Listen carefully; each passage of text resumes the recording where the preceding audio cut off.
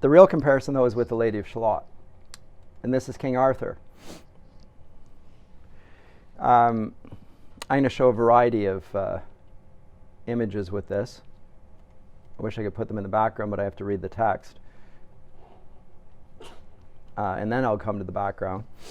Maybe I should just first of all read the poem in its entirety. Or actually, I'll just do it in the parts. And then I'll go to the images that were created by a group of painters called the Pre-Raphaelite poets. Pre-Raphaelite painters, to show how profoundly Arthur and Arthuriana pervades the mindset of the British people at this time, the heroic ideal of the knights of their past, which they are the beneficiaries of without being heroes themselves. So this is the problem. Just think about it. Christians always have to point to the heroes of the past. Christ himself, the apostles. And you can cite various denominational heroes along the way. Your Calvins, your Luthers, your Jonathan Edwards, your Wesleys. There are figures that you will mention that seem heroic, wish that we had men like that today. It's that spirit of being the beneficiaries of the labor of others, and to some degree feeling like that's slipping away from you. That's the tone of the poem. There's more to it than that, but I'll read it first and then we'll come to it. The Lady of Shalott. And what I want you to know is the form of the poem, by the way. It's highly repetitive, and yet there are changes in it. On either side, the river lie long fields of barley and of rye that clothe the wold and meet the sky. And through the field the road runs by to many towered Camelot. And up and down the people go, gazing where the lilies blow, round an island there below, the island of Shalott. Willows whiten, aspens quiver, little breezes dusk and shiver through the wave that runs forever by the island in the river flowing down to Camelot. 4 grey walls and 4 grey towers overlook a space of flowers, and the silent isle embowers the Lady of Shalott. By the margin, willow veiled, slide the heavy barges trailed by slow horses, and unhailed the shallop flitteth, silken sailed, skimming down to Camelot. But who hath seen her wave her hand, or at the casement, that is the window, seen her stand? Or is she known in all the land, the Lady of Shalott? Only reapers, reaping early, in among the bearded barley, hear a song that echoes cheerly from the river winding clearly down to towered Camelot. And by the moon, the reaper weary, piling sheaves in uplands airy, listening, whispers, "'Tis the fairy Lady of Shalott." So this is the introduction. So part 1 is these 4 stanzas. What do you note about the form of the poem thus far? Maybe I need to... One more. Now it gets so small you can't even see it. I'm trying to put it all on the page at once. That's too small for you to see. Yes? Each stanza has its rhyming. It's heavily strong rhyme scheme. The rhyme has the effect of the artifice of the poet is conspicuous. We can hear it. This is not normal language. Right? So there's a metrical regularity, da-dun, da-dun, da-dun, da-dun, and it's matched by the rhyme at the end of it. And the rhyme has the effect that every line ends sharply with a note of consonance with the one that went before it. It rhymes. And so we don't usually speak in rhyme. But when we write in rhyme, we associate with certain types of poetry as well. And what type like nursery rhyme. It's a myth, it's a story. And so he chooses it very carefully based on that. Absolutely correct. So not just the content of the story, but the form of the story is presented in terms that suggest enchantment, just like a fairy tale. Just the form of the poem suggests what the content is also going to make clear.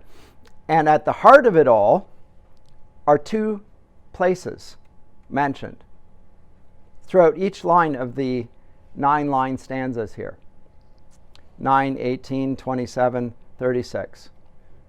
And what are those two places?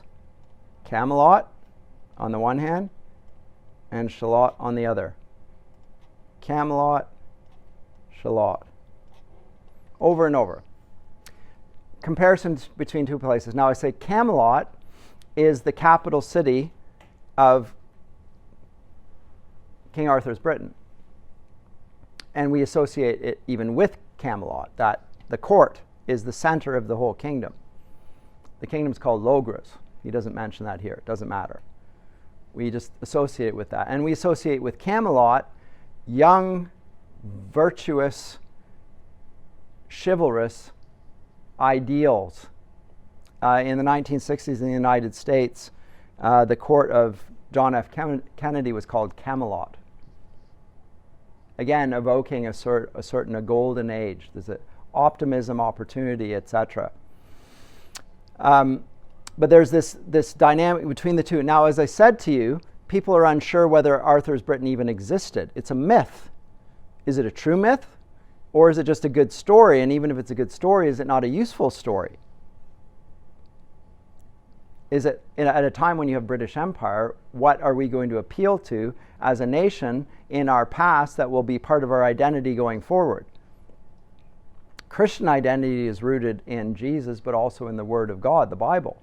That's what forms our identity. Where is the text that's going to govern British identity? Well, Shakespeare is one of them.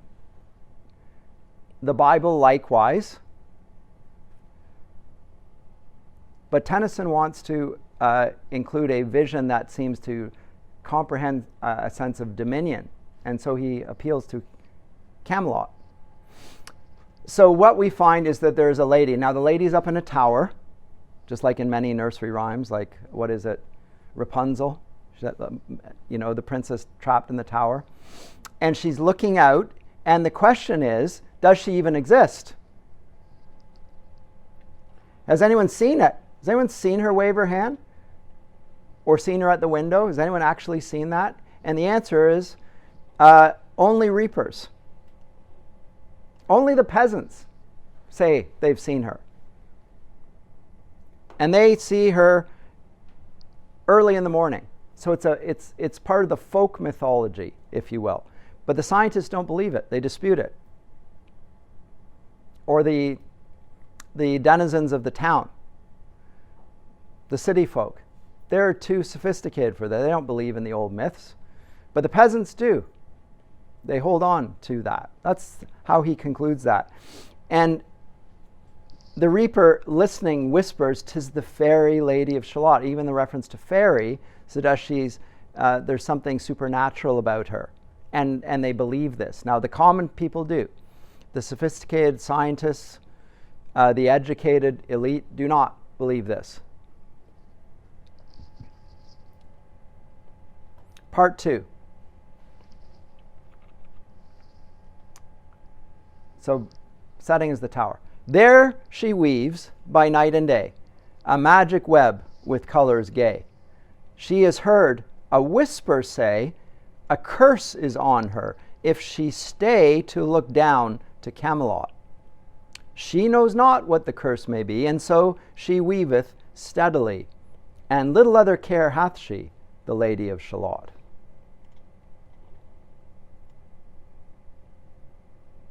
And moving through a mirror clear that hangs before her all the year, shadows of the world appear.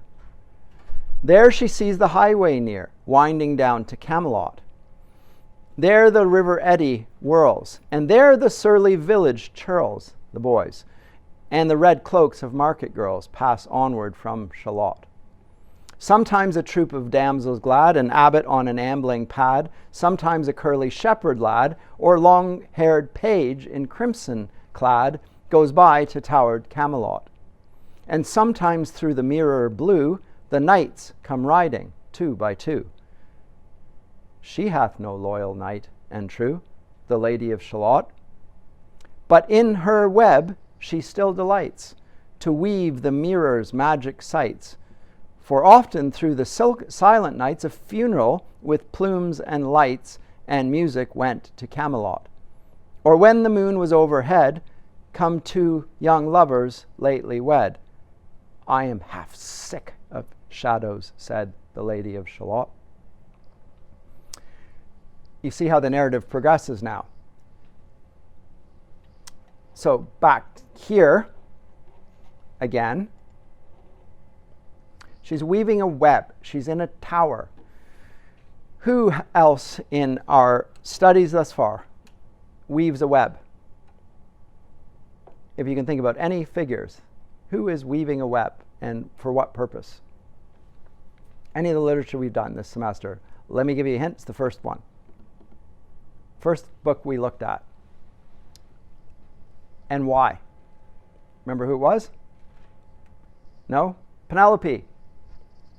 Weaved a web. What was the web or the shroud? It was the funeral shroud for her father-in-law who was going to die. And she said to the suitors, when I'm done weaving this funeral shroud for my father-in-law and doing what a dutiful wife would do for her lost husband's father, then I will marry one of you. That's her promise. And what does she do? By day she weaves it, by night she unweaves it. And she's on a loom and so forth. And there's a lot of connections between weaving and wisdom, because the goddesses also weave. And even Athena, the goddess of wisdom, represented there by Penelope in her way. But that's also connected with deceit. And one final connection here, the magic web. The word web is in Latin the textum. The word textum, Textum, means web in Latin. This is a magic text that she's weaving. It comes from the fabrication of early text because it's strands interwoven, right? It's a parchment. I mean, you can use all different sorts of things, but that's the way that is being conceived here. But it's a web, and it's a deceit, and it's a deceitful text, and it's a magical text. And she's weaving it, and who's enchanted by the magical text? The unsophisticated peasants believe it, and so does she. In fact, she hears a whisper say that she's cursed if she looks down to Camelot. And she doesn't know what the curse is. And so she just carries on with it. She's sufficiently believing in the old stories that she herself is happy to stay in the tower and not leave it. And she should not seek to move beyond that, or a curse will fall on her. She doesn't know what the curse is. And then what does she do? She does look down to Camelot, but she doesn't do it directly. She does it through a mirror. Moving through a mirror clear that hangs before her all the year, the shadows of the world appear. Now, what other text this last semester did I refer to in which there are shadows on the wall reflecting something outside? Plato's allegory of the cave. That's exactly it. So book 7 of Plato's Republic is so-called allegory of the cave. And what Plato suggested was that's what poets do, is they cast shadows on the wall of the cave. And people he presents prisoners that are chained, looking at the wall, believing in their ignorance that that's reality. And they're very happy with that. But one man gets dragged out into the sunlight, and he sees what makes the shadows. There's a world outside, the true reality, what Plato calls the forms, the ideas, the ideals. And what's the shadows on the wall, which the poets create, is really a very pale imitation of the true reality. The philosopher looks at reality, the poets trade in deceit. They make fiction. And in this period, there is a association of fiction with fraud or deceit. Such that, and this is the product of modern science says that it trades in facts, in reality. Whereas the poets and the Bible is a literary text, and it's therefore fictional, and it's therefore to some degree deceitful. It's magical, but it's deceitful, and to some degree, some would even say, go as far as to say it's fraudulent, it's false. You don't necessarily have to conclude that, but there's something. So this is a very, remember I talked about Tennyson's own doubts, anxieties, that of his culture, about the findings of modern science. But she hears a voice say, if she looks out on Camelot, she'll be cursed. And so she looked at things through the mirror. Now that's just, again, like Plato, and Tennyson will assume his audience has read Plato just as you have. They're going to get all of these illusions here. She sees shadows of the world appear. And where does she see? There we go. What is this? This is the mirror. By the way, this is a famous painting here. And she's weaving on a loom. Different pictures here, actually. Beautiful woman, and she's back, and you can see her dreaming. That's what she's doing. She's looking up. And she's looking up on the basis of, again, the world behind her is in the mirror. She looks at the mirror, and the mirror shows what's on the other side of the mirror. So the mirror is imagined here, but behind me is the window. She's not looking out the window. She's looking in the mirror, and from the mirror, she's then weaving it on that. But what happens if she looks directly out the window? So I'm helping visualizing, and that's what the painting is doing for us here. She sees only shadows, and she sees what? Boys and girls, and sometimes she sees knights. And she's a woman up on her own in isolation, and she longs for her own knight. She has no knight. Loyal knight and true, the Lady of Shalott. So something of this existence rings hollow, and she is not satisfied with the fears that a curse will fall on her. And that will be brought to fruition in the final part of part 2. She delights in this until she sees two young lovers lately wed, and you can see her response, I'm half sick of shadows. She's not satisfied with sticking with the myth, even though she fears the consequence of looking out. Progress then. Part 3. A bow shot from her bower eaves. He rode between the barley sheaves. The sun came dazzling through the leaves and flamed upon the brazen greaves of bold Sir Lancelot. A red cross knight forever kneeled to a lady in his shield that sparkled on the yellow field beside remote Shalott. The gemmy bridle glittered free like to some branch of stars we see hung in the golden galaxy. The bridle bells rang merrily as he rode down to Camelot. And from his blazoned baldric slung a mighty silver bugle hung. And as he rode, his armor rung beside remote Shalott. All in the blue unclouded weather, thick jeweled shone the saddle leather. The helmet and the helmet feather burned like one burning flame together as he rode down to Camelot. As often through the purple night, below the starry clusters bright, some bearded meteor, trailing light, moves over still Shalott. His broad, clear brow in sunlight glowed. On burnished hooves his war horse trode. From underneath his helmet flowed his coal-black curls as he rode down to Camelot. From the bank and from the river he flashed into the crystal mirror. Tira lira by the river sang Sir Lancelot.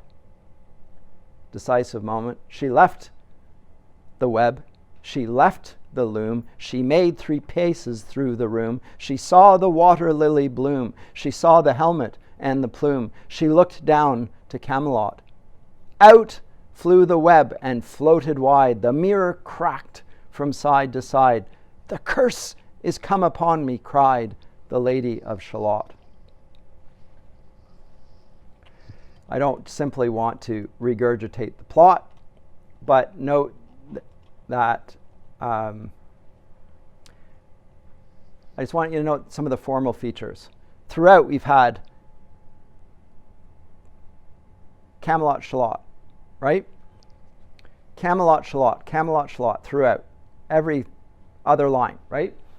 First time in place of Camelot, we find what? Sir Lancelot. He enters the stage. So he breaks the pattern that we've seen established so far. Sir Lancelot, a man, and not just a man, a knight.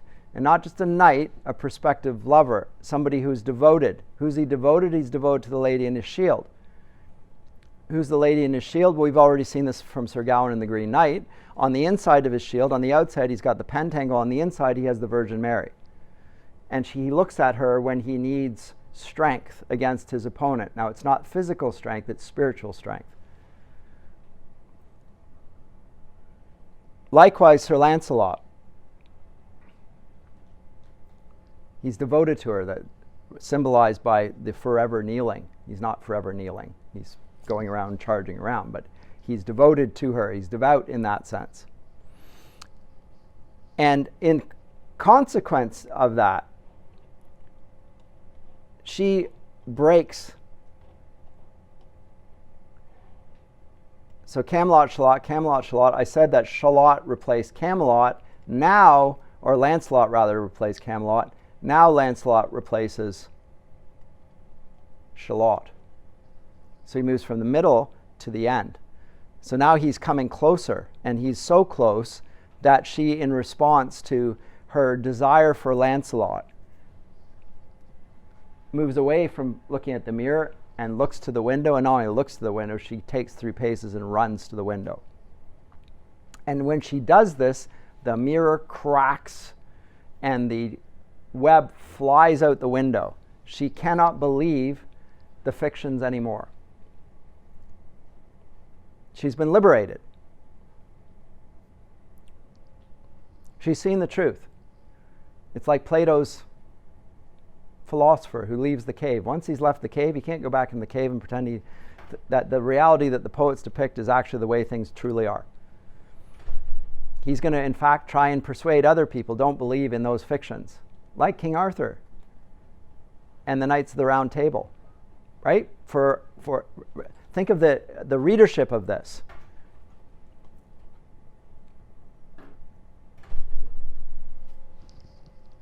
Contextualize a little bit. But in consequence to this, as I say, the mirror cracks, the mirror of representation, the mirror through which she sees the world, it is gone, and now we're going to have to follow not the realm of story or of myth or of fiction, but the reality of seeing things directly, just like a scientist was, an empirical process, observation, verification, see with your own eyes. And with this, the old world dies. She can't live in that world, and can we, is the question, if we're the island of Britain. Part 4. So quite the stormy ending there. In the stormy, and Tennyson, so there she is peering out. She walks to the window to look out, got a rose in her hand. It's really artfully done. And when she does this, the web flies through the window, as well as the mirror cracking. Agatha Christie novel, by the way, The Mirror Cracked, reference to Tennyson's poem. In the stormy east wind straining, the pale yellow woods were waning, the broad stream in his banks complaining, signs of death. Actually, this is probably echoing Milton in Paradise Lost. There's immediate signs of a fall in nature that accompanies her departure from the web.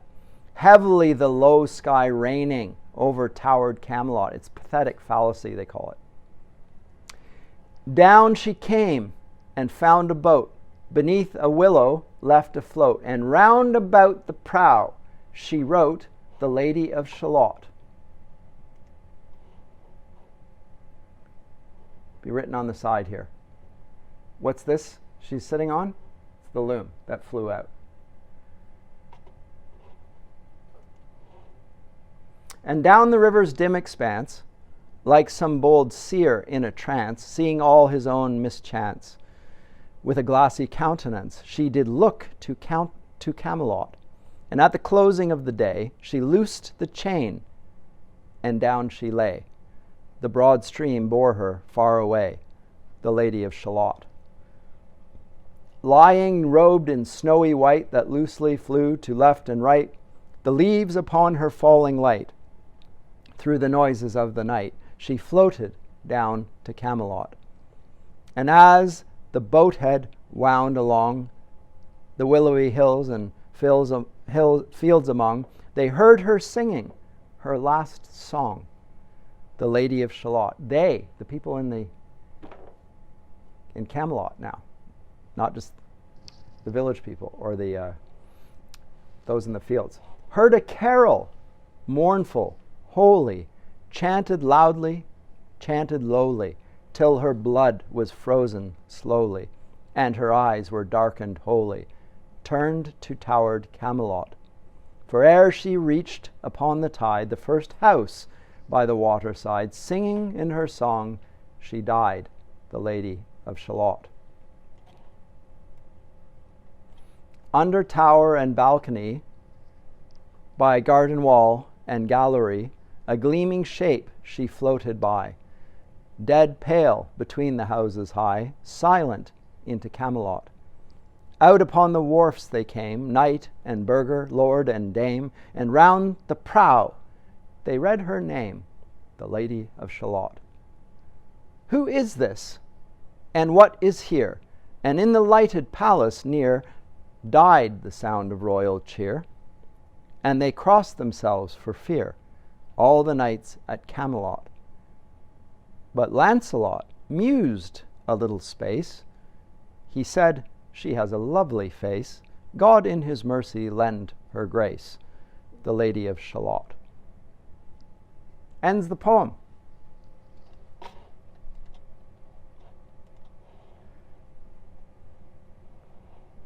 Again, Lady of Shalott and the burghers, swan, all sorts of associations here. As I say, sign of if you want to put a Christian analogy to it, she eats of the tree of the knowledge of good and evil. A curse falls on her and she dies for it. What's the consequence of knowledge?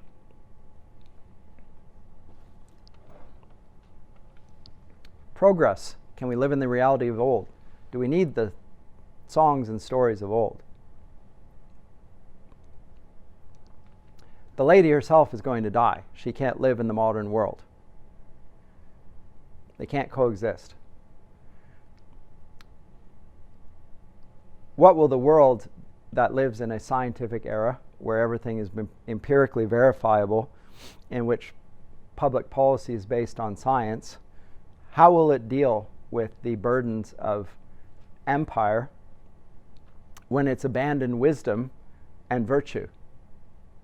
Because that's what Tennyson's poem is pointing at. It's thrown out wisdom and virtue. Wisdom is the wisdom of the ancients. It's the wisdom passed on through scripture.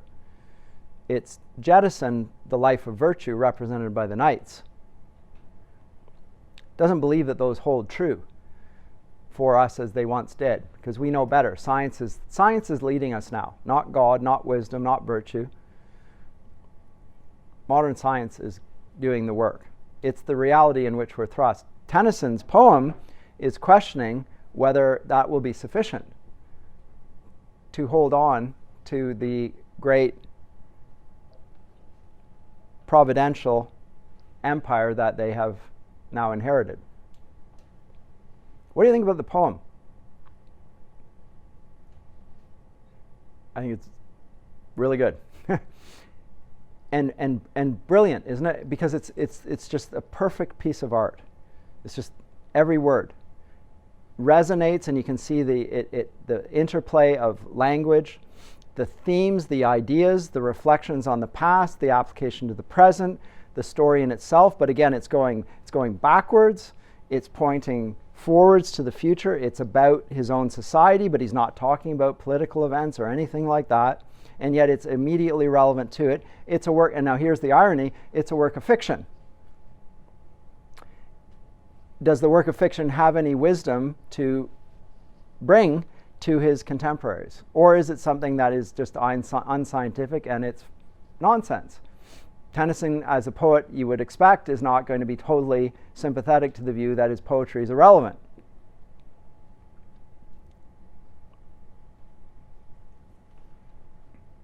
He is saying, though, that there is this sort of clash or a difference of viewpoint between the scientific worldview in which reality is said to be known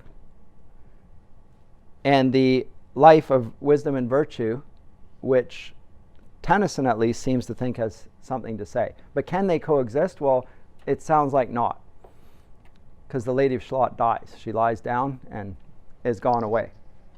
Any comments or questions?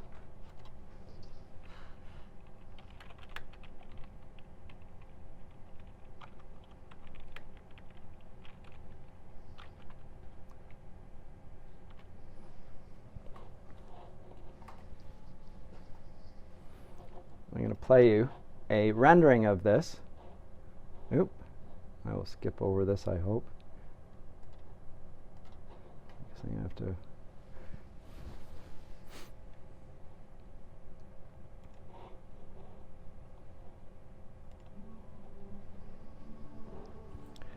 This is a Canadian artist, Lorena McKenna, and she's putting Lady of Shalott to music.